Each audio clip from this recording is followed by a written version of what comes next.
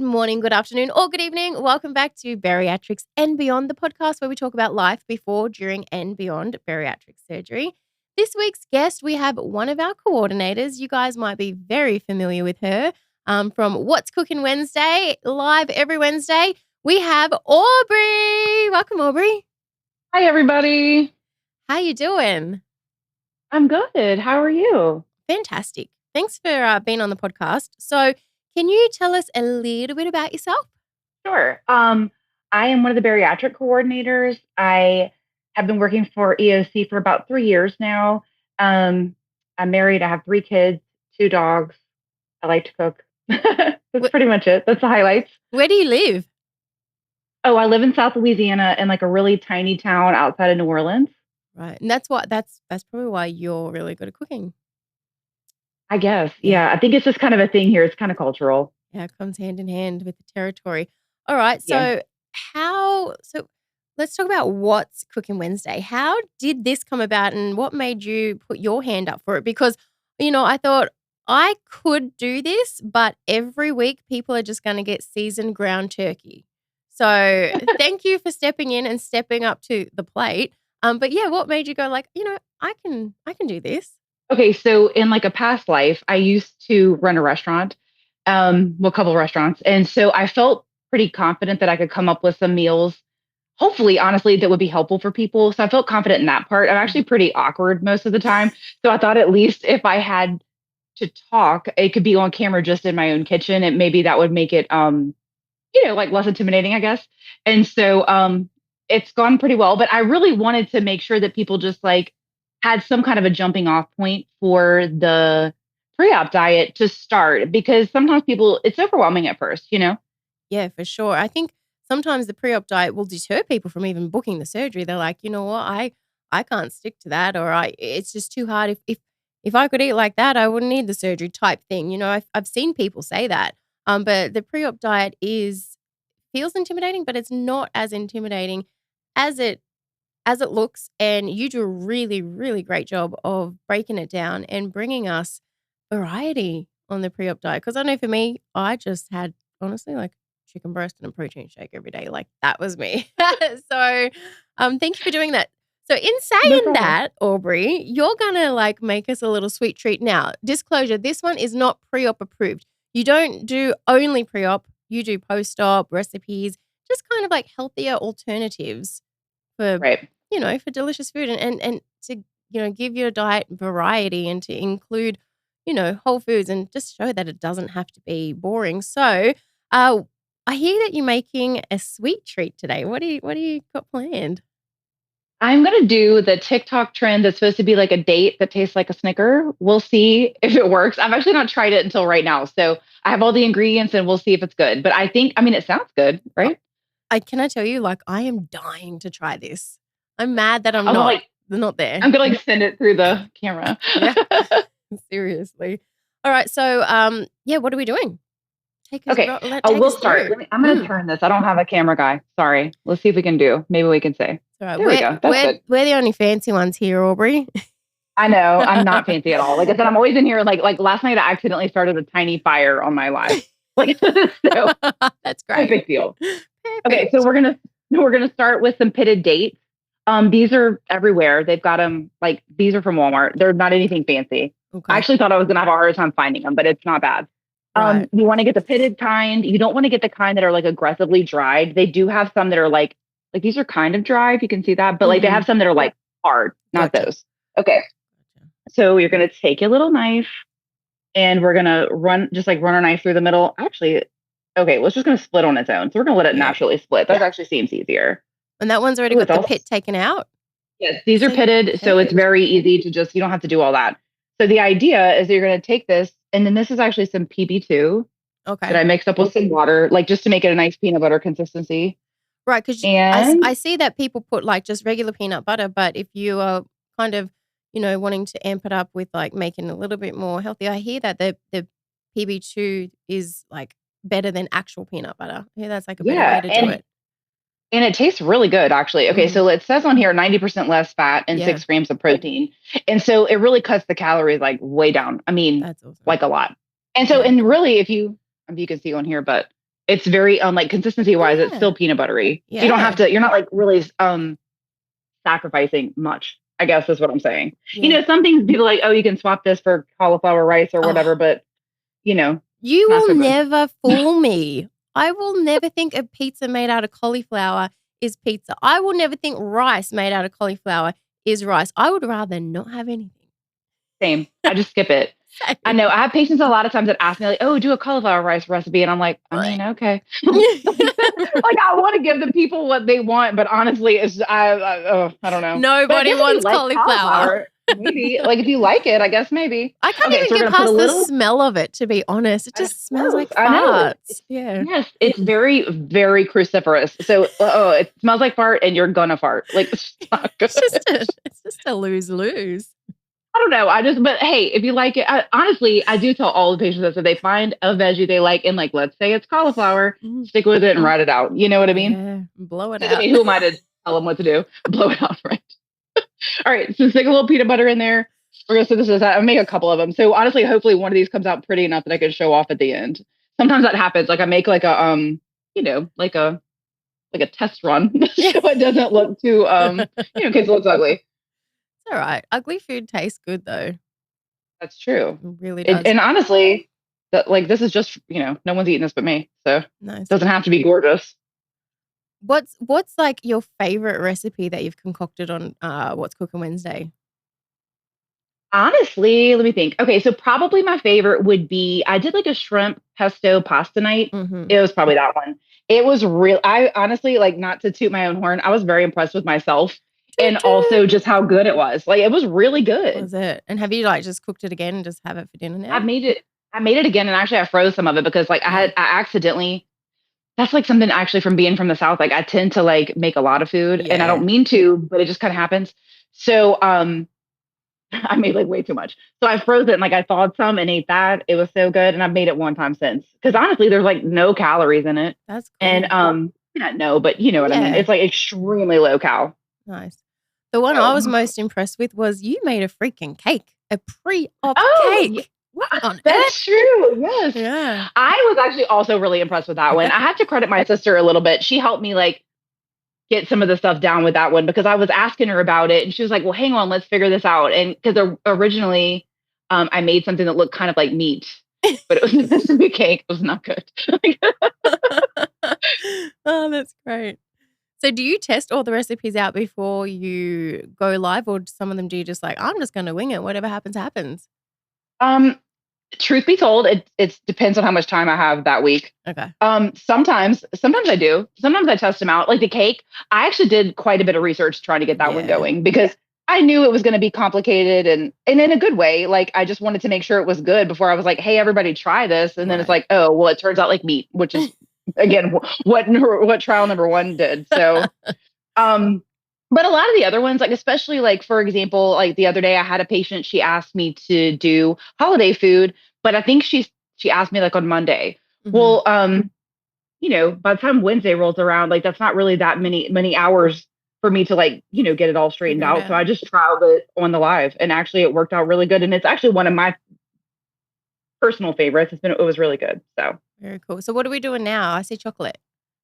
Okay, so now I did get some sugar-free chocolate, and it's a little bit on my hands, so you're going to get messy for this one. But some sugar-free chocolate and like a tiny bit, like a teaspoon of coconut oil to give it like that shiny kind of texture. Mm-hmm. And so you're going to dunk your little peanut butter stuffed date in here. Doesn't have to be fancy because, again, for fun. Let me ask, could this be an option? Because I'm not the pre-op queen, but could this be an option for the chocolate? Could you mix, let's just say, chocolate protein powder and a bit of water or milk or coconut oil and then maybe have like a chocolate protein powder covered? I don't know. I'd have to see. I do think they do make, because it wouldn't harden. I think that's the problem is like you can't get, like if you want to dunk it in there, you probably could stir it in with the peanut butter, but you can't have any fruit on pre-op or nuts. So this is not pre-op. This is not pre-op. Yeah, true. But if you wanted a higher protein version of this, you could even maybe in that chocolate, maybe sprinkle a scoop of protein powder. Definitely. You could do that. Yeah. Also like a marshmallow, they have that Jet Puff. Oh yeah. Protein powder, probably that I find that like a lot of patients love that because it's got like a little bit of, like a different kind of taste. Like a Yeah. lot of the protein stuff tends to taste similar. Mm-hmm. And so now that they have like some more flavors, that's kind of nice, I think. Yeah. Oh, I'm for gonna sure. sprinkle some peanuts on top of here to kind of make it extra snickery. Nice. Just regular And some peanuts. regular peanuts, I just Yeah. crush them up in a bag, like Nice. not fancy at all. Okay. I think Dr. Carmen would be proud of this recipe too because she encourages more of a plant-based diet, and I think dates are plants, right? Yes, that's true. This is very plant forward, especially with the Peanuts. I mean, because cacao nibs, Mm-hmm. chocolate that way, like as long as you don't like the, this is, I think this is the one that's, it's got, I'd have to look on the wrapper, which I don't have, but I think it's sweetened with monk fruit. Yeah. So it's not like it's bad for you. Perfect. Like, I mean, as far all the ingredients are very natural. Also, I called for a little tiny bit of salt on the top. So let's see what these are about. It's going to be so And then, delicious. I hope so. And then I'm just going to pop them in the freezer. So I'll do that while we're talking. Yeah. Perfect. Delicious. Should have made space before I started. No, you're fine. So what do you think's been the easiest pre-op recipe or easiest What's Cooking Wednesday recipe you've made? I think one of the easiest, okay, I have two answers actually. Mm-hmm. One is I do think that all the soups are pretty easy. And that's because really you're just, putting some things in a pot and letting it boil. And there's nothing wrong with that. That's great. It actually helps a lot as far as like grab and go. The soups are very easy. Mm-hmm. It kind of all, what am I trying to say? Flavors itself, right? Because it's all in the same bowl, pot. But as far as otherwise, also too, air fryer veggies. I get a lot of requests for air fryer veggie recipes, and I'm like, just air fryers, and I mean, it's like veggies in an air fryer. It's not really like, not in a bad way. There's just like not much to it, and also on a live, it probably wouldn't be very interesting to watch me just like stare at an air fryer, It's so not in a bad. I mean, maybe it would be. I don't know. And then your hardest recipe, would that be the cake, or do you have something a little harder? You think that was like, oh, this was challenging? I will say the cake probably is the most labor intensive. It's not really that it's like hard because it just takes a long time because you got to whip the egg whites and you got to wait and you got to make sure you don't deflate the egg whites. Honestly, last night I just did like a holiday thing, and it actually, for me, it was challenging because I was trying to get it done in a reasonable amount of time. I was also doing 4 different things at once while talking about it. So that for me was kind of challenging, but I liked it because it's always good to have a little challenge, but it's not so much that like if people, especially they picked like one of the recipes, it wouldn't be that hard to make, especially in one evening or something like that. Right. So you've had weight loss surgery, right? What did you have? Yes, I did. And I actually had what's called a SASSY. It's kind of like a status or surgery where I had like an endoscopic sleeve and like a little tiny bypass. We actually don't offer it. So it's not as exciting maybe for some people, but it was good. It worked out for me. That's awesome. And so when you did your pre-op diet, were you on the 2-week diet? Yes, I did a 2-week diet. So were you this creative and adventurous on your own pre-op diet? No, not at all. Not even a little bit. Because so just for my personal life, I've got 3 kids. I have a husband. At the time, this was like right around Thanksgiving of last year. Yeah. So we had like a lot going on, and so I just made like same kind of thing like you were saying. I actually made like meatballs out of ground turkey, and I just made a whole bunch of them, and I just pre-portioned them, and I ate that as far as my meat for the day, and then sometimes I'd have eggs in the morning, and then veggies. It was actually very dull. I wish it would be better. I feel like I should say something better. No. I mean, that's truthful. Because sometimes you can't think about it. You just have to just get it done. You know what I mean? I think sometimes, like we were saying, people overthink the pre-op diet, and then that's when you get so confused, and then you might mess up. So we always say, keep it simple. It can be you can get really creative with it, but you don't want to also get overwhelmed with it. So just keep it simple. And for the most part, most people, it's only 2 weeks, right? Right. And I do feel like some people, though, they're kind of like foodies, right? A lot of us are here because we like to eat, let's say. I'm just assuming. So I try to keep it at least a little bit interesting for those people that are looking for that. But you're right. If you keep it simple, it also takes a lot of that the stress out of it. Also, just like that, there's nerves already about having surgery. So might as well just take one thing off the table, Yep, that's in my opinion. true. Now let's talk about post-op because after surgery, there is a post-op diet that you have to follow. But then after the first, what is it, like 4 or 5 weeks, you're basically on your own after that. So, like, Mhm. in theory, nothing's off limit, although everything should be, within moderation. But I think people also get scared about like how to eat after surgery. So, and that's the good thing about What's Cooking Wednesdays. You do a lot of like today, it's a post-op recipe. Like you do a lot of post-op recipes. So, like, what do you recommend? How to like live a balanced life, food lifestyle after surgery? Like, what are your recommendations for that? That's a really good question. So I think for one, I think some people try to go like real hardcore one way or the other. Like let's say like zero carbs all the time, or like Hmm. absolutely no, or like some sort of hyper restrictive diet. For me personally, that's never.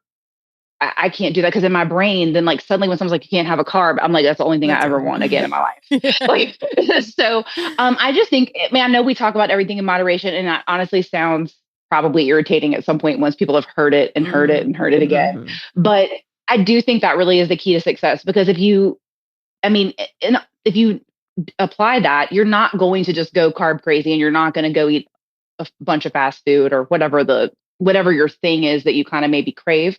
And then also too, as you build those habits, all that other stuff doesn't really seem as appealing, at least to me. Mm. Like you kind of lose the craving for some of that. Like you don't feel as good when you have it or whatever. Yeah, So 100%, 100%. So, how has your lifestyle and your life changed post-surgery? I will say that, to be honest, my lifestyle hasn't changed all that much. I like healthy food, and I don't like that. That's not to toot my own horn. I had just gotten to the point that I was not moving enough. Mhm. And that is why I had gained a good bit of weight, right? Honestly, right before I had surgery, I had a pretty significant weight gain. Yeah, can you And take it us was back just, to the beginning? Sorry to cut you off, but can you take us back oh to, no. like, how, were you always overweight? Did it something that just happened? Because a lot of people gain weight later on in life and then they decide. So how did you decide, like, "Oh, this is time for me to have surgery?" Well, that's a really good question too. Okay, so I'll try to make this brief, but like a lot of people in my family are very heavy. Mhm. And that may be genetic. We're from the South. We like food, whatever the reason is, right?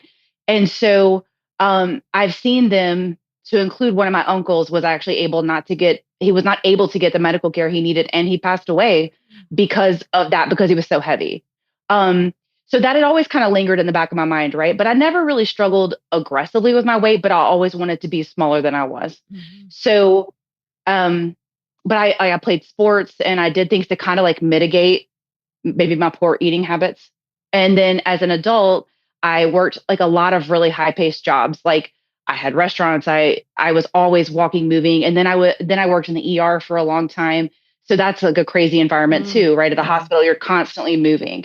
And so then when I stopped doing that, I don't like to work out. So like I had kind of like mitigated it with that. So as that went on and I had started to put the weight on, and even like my healthier eating habits like just weren't cutting it. Mhm. And then I kind of thought back to some of those family members that had had a lot of trouble throughout the years, and I just was like, I don't really want that to be me. Mhm. And like not in a bad way for them. Like I just Mm. wanted to take that and kind of learn from it, and maybe not be in that situation, or also later in life be a burden on my own family if they had to take care of me or something like that. It's hard to care for someone that you can't, help move. That sounds weird. That's probably from my healthcare background, but it's just something I really considered too. So that's Yeah. kind of how it ended up. And then I just saw the scale going up and up and Yeah. up and up, and I couldn't get my pants on. And I was like, well, okay, today's the day. I love that we all have, like, that rock bottom moment, and yours was like, "I just couldn't get my pants on." Let's just be That was honest. it. Like, I mean, if I'm being really honest, I was like, I'm out of pants. And today's the day. That's great. Oh, I love it. So you are pretty much coming up to 1 year post-op, right? Mhm. Yeah, December 1st. So That I'm getting pretty close. Yeah, and you did your post-op right over the Thanksgiving period, huh?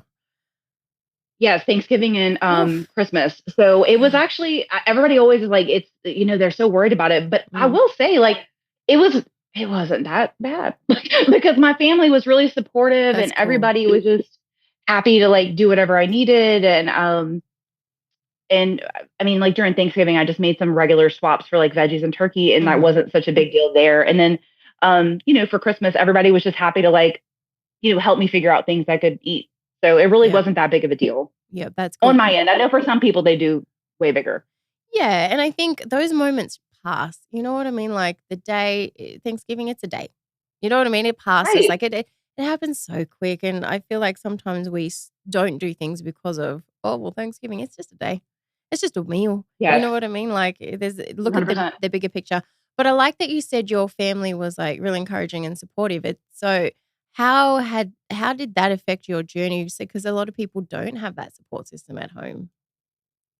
Um, I, I will say I'm sure it made all the difference. I mean, Mm, to some degree, but at the same time, I'm the kind of person that even if they didn't support me, I'd still do it. yep. And so that sounds. There's been other things that they've not supported, and I've definitely done those. So like, um, I do think it helps, especially when you can get people on board to not be maybe tempting with other foods and things like that. Like my Mhm, husband was incredibly supportive. My friends made soups, things like that, mhm. and of course that was really helpful. But I mean, at the end of the day, like I said, I probably would have done it anyway. Although I do appreciate them if they watch this, I definitely appreciate them a lot. That's great. So let's go into you're now a bariatric coordinator. So talk about the process. Like if people are thinking about having weight loss surgery, they get assigned to a coordinator, and the lucky ones get Aubrey. Obviously, Duh. So right? yeah, what's the oh, and by the way, this is like I'm squirreling right now, but off topic. Aubrey wakes up with hair like that. She does not curl it, and I'm like something so jealous. But I tell everybody, you don't curl it. Do you even run a brush through it? I'm Clarify, not I did curl convinced. some of this today. I did curl some of this today. Oh I my did god. because I had gone to sleep and the front was like weird. And actually, I don't know. I didn't even really look at it. But yes, curly hair has some benefits. It really plagued me as a child because we did not have the right kind of hair products or Right. anything like that. And was actually my daughter today was like, "Are you going to talk about your Big Bird hair?" And I was like, "Absolutely not." But here we are. And I had like Big Bird circle hair. Like it was like round, not good. Um, so anyways, so off topic, but yeah, I just always envy Right. your hair. It's always so beautiful. So Thank you. people are, getting their weight loss surgery journey started, they get assigned to a coordinator. Can you walk us through the process? Sure. You get assigned a coordinator, and a lot of people don't even know that, I think, at the beginning, Mm, but you do. You get assigned a coordinator. Usually, you'll get an email that's first. It does on your contact form. If you fill it out with us, it'll ask you, how do you like to be contacted? Because some people don't want to be called, some people don't want to be emailed, mhm, whatever it is. We try to take that into consideration. Usually, we'll also give you a call if we have your phone number, and we kind of go from there on that, kind of see where you are in the process, or if kind of what you're looking for. After that, we'd have you fill out a health form that will help us and the surgeon determine what would be the best course of action for you regarding bariatric surgery.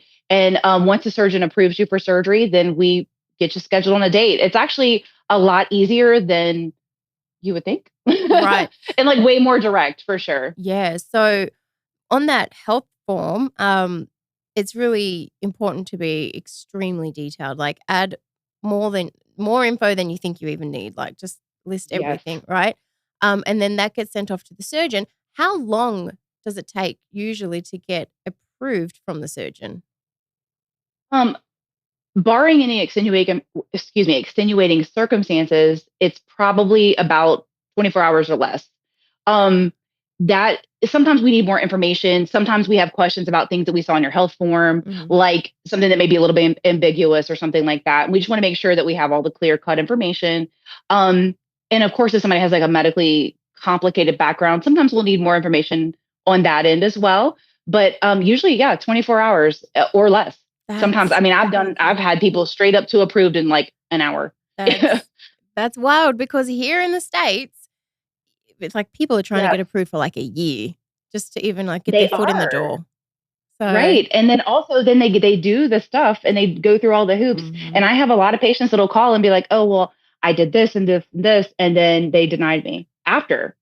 And I Yeah, hate that because I mean, even if they don't come to us, like that's just waste of such an time. emotional thing to go through and waste of Yeah. time and finances and all of that. Yep. So yeah, that happens more than you think too, which is a bummer. Yeah, so I feel like that's really one plus side of, exploring weight loss surgery in Mexico is that you don't need to jump through all those crazy hoops, Right. like, at all, and you can get approved right away. Okay, so let's just say within, 24 to, 72 hours, they've filled out their health questionnaire, you've had a chat with them, sent it off to Dr. Ortiz or whatever surgeon they've picked, they're approved. What's next? Next, they pick a date. And if they have a date that they want, well, I have patients that'll be like, well, how long of a pre-op diet do I need? And if I say 2 weeks, they'll be there in 2 weeks and one day. Wow. And, or sometimes people be like, I already started. My friend told me this, and then they knew what to do, for example, like, and they signed up after the fact. But I mean, it can either be as soon as that, or we have patients that, like, for example, for financial reasons or emotional reasons or logical reasons, want to push it out a year. We do that too. And then we just, all along the way, as questions come up, we just kind of, help them out and field those as they come through. Yep. So to secure a surgery date, how much, like, because you've got to leave a deposit, right? How much of a deposit do you need to leave? It's a $300 deposit. It's due within 5 days of setting your date. It does go towards your total. So it's not like an additional $300. I get that question a lot. So it comes like right off the top, and then it just kind of stays there to hold your date, and then that's really it. And then, so when do they need to be paid in full? If you book a surgery date that's more than 35 days out, which is like more than a month, and then the deposit amount away, everything is due 30 days prior. And that would be your full balance on your travel plans and your IDs in your contract, of course, which comes earlier. But 30 days is the usual answer. If you want to book like closer, there's a different set of parameters. Yeah, of course, because it's a quick booking at that point. Right. Which is really cool, because I feel like some people, I think some people think, I need to have all the money up front. You know what I mean? I need to have the, X amount of dollars, whatever it may be. And guys, you don't. You only, to secure a date, all you need is $300, which is right. And then you can pay it off if you want to. Like, you can, as you get paid, you can take a percentage of, or whatever you want to do, and you can take that. I have lots of patients that pay every month or every time they get paid. Yep. And it kind of helps them work towards that goal. And it really also kind of helps with the mindset of just getting you ready. I mean, that sounds maybe a little cheesy, but you can work it off that way too. So it kind of helps you get ready. Yeah, that's what I was going to say. It's basically like in Australia we call it lay-by, but like a layaway plan. You just but there's no specific like, oh, okay, well, if you want to put it on layaway, you got to pay 10% every week. Like it's whatever you want, whenever you want, as long as you're paid 30 days prior to surgery. And that's it. And that keeps it really, really simple. That way too, you can kind of decide what works for you. And it's not, because again, what works for me, not what might not work for the next person. And that's fine. So it kind of is just like whatever, So let's just say like someone wants to, they're like, I'm probably going to need like 10 months to financially save for this. But I'm going to book my surgery date in 10 months time. And then they start making payments, but then maybe they might have a little bit extra cash that they didn't know coming their way. And they've got the money to go. Can they then move that date closer? Yeah, definitely. That's actually one of the other questions I get all the time. Like, well, hey, I'm going to schedule it out because I don't want to overextend myself and what have you.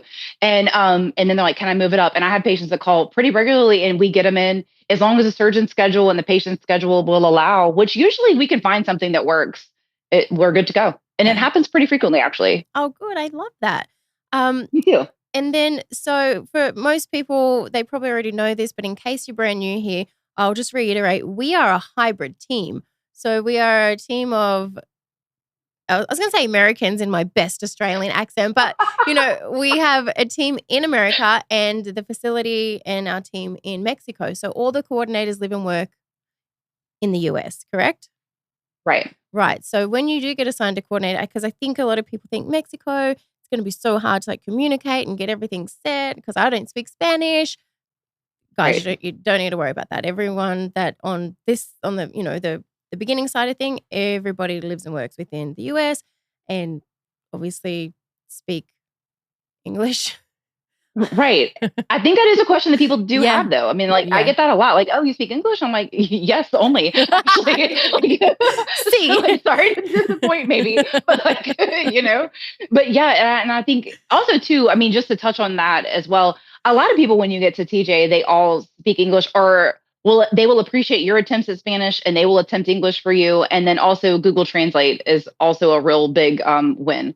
If you have a question or something, but everybody makes a valiant effort to try to make sure that everyone is comfortable and communicated with and everything. Right. Which I really appreciated.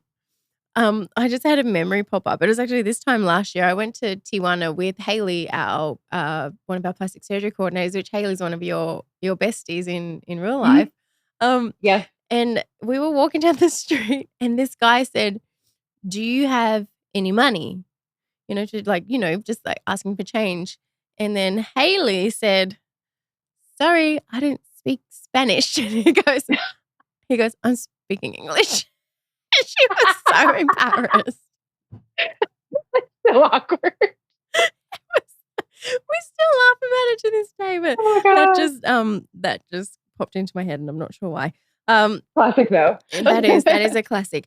Okay, so again, people think Mexico, go to Mexico for weight loss surgery. I need to fly into Mexico. I don't have a passport. I've never been out of the country. I don't know how to take an international flight. They don't need to take an international flight, right? Right. All right. So none of that. Explain the flight, process. Where do they fly into? And they have to provide their own flights. We don't set up the flights for them. That's something that they have to do on their own. But it is just a domestic flight, you guys. So, for example, I'm going to TJ, like in a couple days, and I think my flight from Vegas was like $29. Like it cost more to take my bags. That's insane. Yeah, it's crazy. I know, that's awesome. Honestly, for us, I'm coming a little bit further. So for me, it's usually a little bit longer. I mean, a little bit more money. But so the way it works is, okay, so we offer pickup either for flying or driving, because we have a lot of like semi-local patients that want to drive to San Diego. Yep. That's totally fine. We offer pickup from the airport. So once we ask patients for the day before surgery, as far as bariatric surgery is concerned, this is how it works. You would fly in the day before surgery before 3 p.m. We offer pickups throughout the day.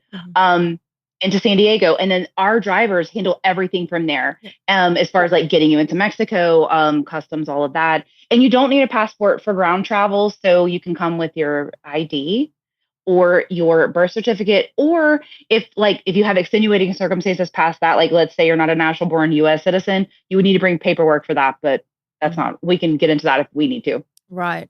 So yeah, because I feel like we get a lot of people that is like their first time out of the country and they're coming to Mexico for weight loss surgery. I love that. So, and yeah, a lot of people don't even have a passport.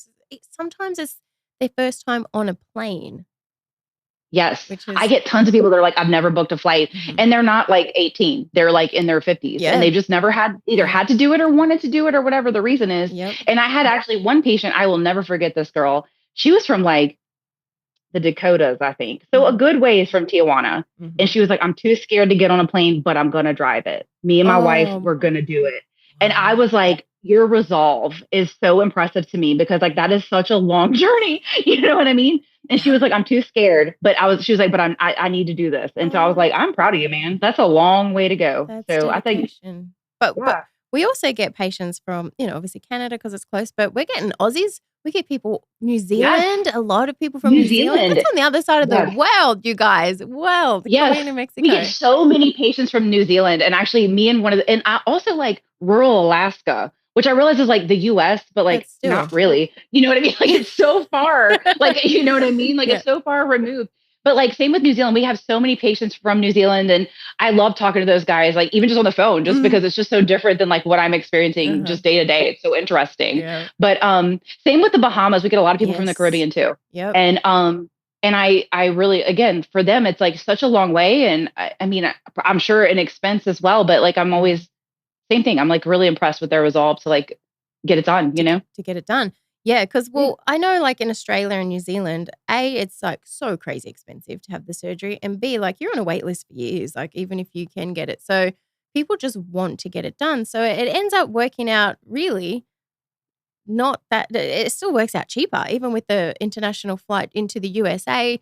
It still works out cheaper. But then at that point, like if you're flown halfway across the world, you may as well make it a little bit of a vacation. So like come a bit earlier, you know what I mean? Explore California, go to Disneyland, like all that kind of stuff. If you're already on this side of the pond, you may as well, huh?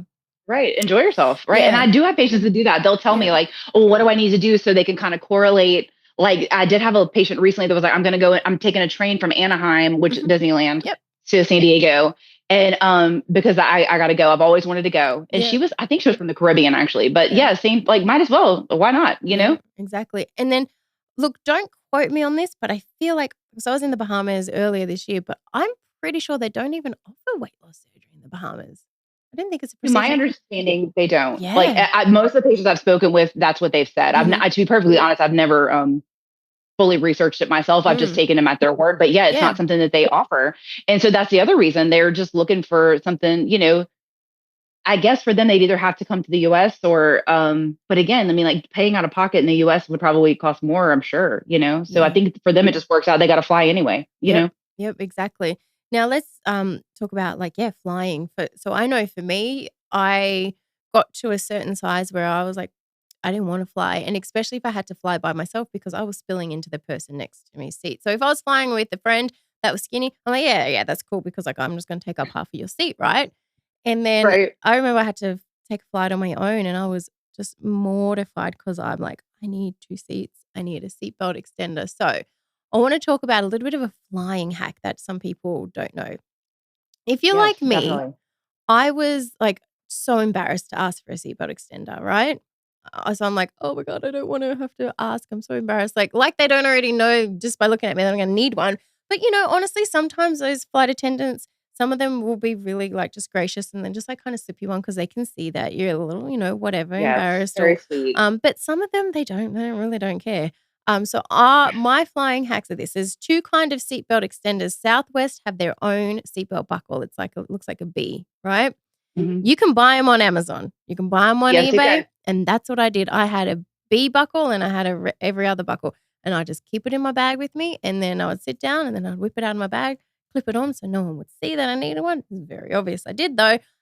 So if you're like me and are like way too scared to, or embarrassed, or ashamed, or whatever the feeling might be to ask for a seatbelt extender, you can always buy them. They're about $20, and then that way you got them all the time for Yeah, every flight. You know what I mean? Um, definitely. Also, speaking about Southwest, they do have a passenger of size policy, yes. and that's something else too. If you need another seat, like you definitely need it, and like that's what you need for comfort and just everything. They have a thing where they'll reimburse you for the second seat. You do have to Mhm. call them, but they will do it, and it doesn't actually cost you any extra. Yeah. So I think that's a really courteous thing to do as well. It is. I love that about Southwest. So, if you get there early, you just go up to the counter and you just let them know, hey, can I, take advantage of that um, Mhm. passenger of size policy? I think it's called something I like think that. that's what it's called. Yeah. Yes. And then what they'll do, because this is what I do, I actually bought my ticket in advance. I bought 2 tickets. But if you do that, because sometimes the flights sell out and they can't guarantee that they can give you that passenger of size Yes. policy, right? So for me, I was like, well, I'm going to buy the 2 tickets in advance and then you can get that second one refunded. You just let them know this is like, yeah. So, Right. but if it's like not a sold out flight, they will give you that extra seat. So what they do is they just print out an extra ticket and you just put that ticket on the seat next to you. Mhm. Because with Southwest, you don't actually pick your seats. It's just basically whoever, first on, first serve with your seats. It's like a Right. free for all. So you will get but to be honest, I love Southwest. And then you get 2 bags and you don't have to pay for all that. But yeah, and so that's what I did. I had, I was armed with 2 tickets and I put, the ticket on the seat next to me and just didn't have to say to anyone, oh, someone's sitting here. They're just like, oh, you know. So Right. that's really handy with Southwest. Another flight hack that I find really handy, and I did not know about this, and I feel like almost every plane I've been on has it. Um, a lot of people like the window seat. As a bigger person, I hate the window seat. Give me an aisle all day, every day, right? Right. Because number one, there, and if you're tall too, I'm short, so I don't have that issue. But like just scooching through, it's so hard to get to the window seat. But the aisle seat, what a lot of people don't know is that armrest lifts up.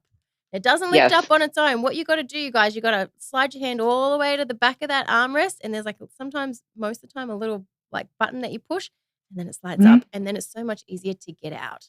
Because I was stuck on a flight to Australia one time, and I didn't know about that. That arm that came up, and the guy in front of me, we were like, it's a 14-hour flight, and I think we're about 10 hours in.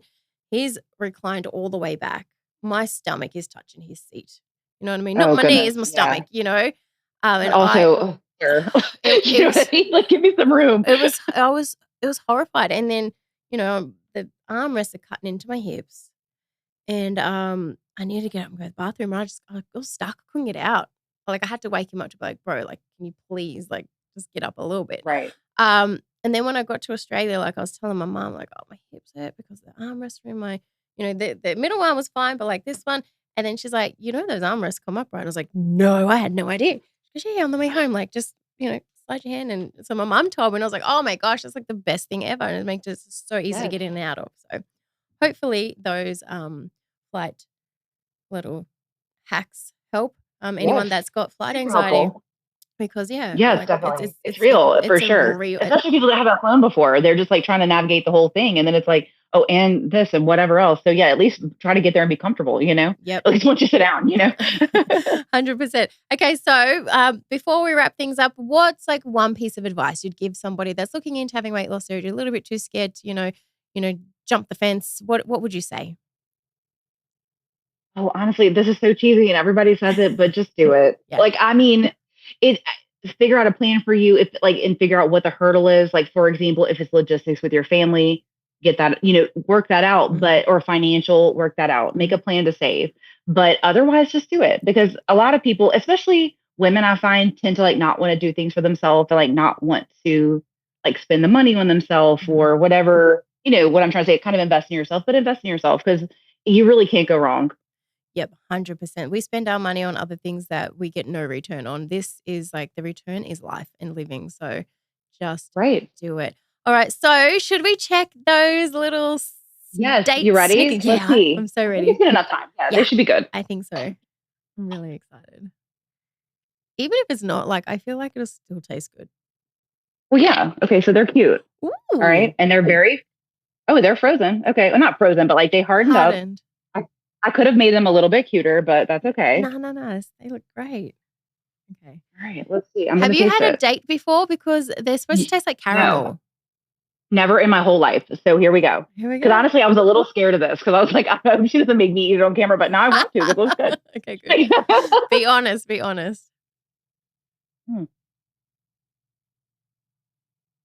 it's not that easy to eat, but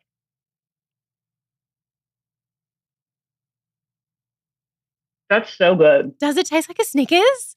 Mm-hmm. Shut the front door.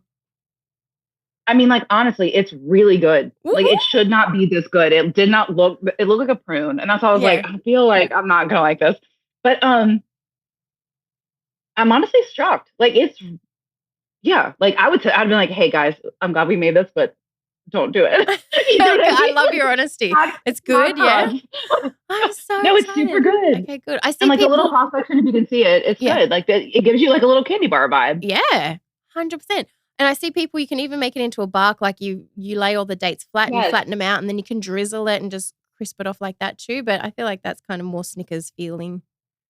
Well, and also if you did the bark, it'd be easier for like a group. Like say you were going to make it for like a party or something, you could certainly do it that way. Or and then cut it up, and that way it wouldn't be so much like dip, turn, place. Be easy. All right, so we just have found ourselves a Snickers alternative. Yes, a much healthier version of it. And it's got to be way less calories. Like I didn't do the macros on it, but it's got to be way more friendly. And honestly, probably sustaining with the peanut butter and all that as well. Yeah, true. Very true. Okay, well, Aubrey, you are amazing. Thank you so much for joining us. Thank you for What's Cooking Wednesday live every week. We really appreciate it. We upload them here on YouTube as well, so make sure you check out the What's Cooking Wednesday tab next to us, and you'll see Aubrey's beautiful face every Wednesday. Yes, definitely. Please join me in my kitchen. Every Wednesday, like you said. Always send suggestions of what you want her to cook next. And if you are lucky enough to have Aubrey as your coordinator, congratulations. Yes, it's a good time. We have fun. Awesome. Well, thanks, Aubrey, and we will see you next Wednesday. Thank you, Kayla. You're welcome. Bye.